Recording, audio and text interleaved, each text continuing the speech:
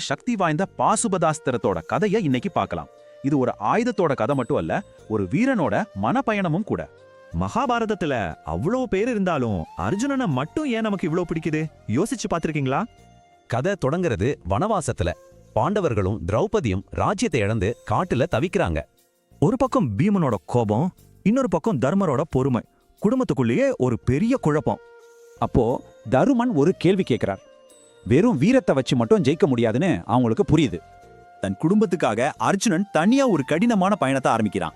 இது அவனோட வீரத்துக்கு ஒரு பெரிய சோதனை. மத்தவங்க தயங்கும் போது திரௌபதிக்கு மட்டும் அவனோட நோக்கம் புரியுது. அவளோட வார்த்தைகள் தான் அவனுக்கு தைரியத்தை கொடுக்குது. இமயமலை உச்சியில அர்ஜுனனுக்கு சோதனை வருது.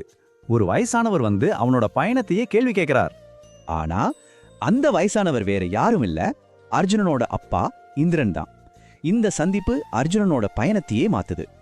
இந்திரன் சொர்க்கத்து சுகத்தை எல்லாம் தர்றேன்னு சொல்றார். ஆனா அர்ஜுனன் மனசுல கடமையும் குடும்பமானமும் மட்டும்தான் இருக்கு. அர்ஜுனனோட உறுதியை பார்த்து இந்திரன் சொல்றான், சிவனை நோக்கி தவம் செஞ்சு பாசுபதாஸ்திரத்தை வாங்குன்னு. பாசுபதாஸ்திரம் இது வெறும் ஆயுதம் இல்ல, பிரபஞ்சத்தையே அழிக்கிற சக்தி கொண்ட சிவனோட தெய்வீக அஸ்திரம். இந்த அஸ்திரத்தோட சக்திக்கு எல்லையே இல்ல. ஒரு தடவை ஏவிட்டா இலக்க அழிக்கிற வரைக்கும் அது ஓயாது. அர்ஜுனன் ஆழ்ந்த தவத்துல இருக்கும் பொழுது திடீர்னு ஒரு காட்டுப்பன்றி அவனை தாக்குது. இது அவனோட கவனத்தை சிதறடிக்குது. அர்ஜுனன் அம்பு போடுற அதே நேரத்துல ஒரு மர்ம வேடனோட அம்பும் அந்த பன்றியை தாக்குது. இது அவனோட அகங்காரத்துக்கு ஒரு சோதனை. கோபத்துல அர்ஜுனன் அந்த வேடன் மேல அம்பு மழை பொழியறான். சாதாரண வேடனை ஈஸியா ஜெயிச்சிடலாம்னு நினைக்கிறான்.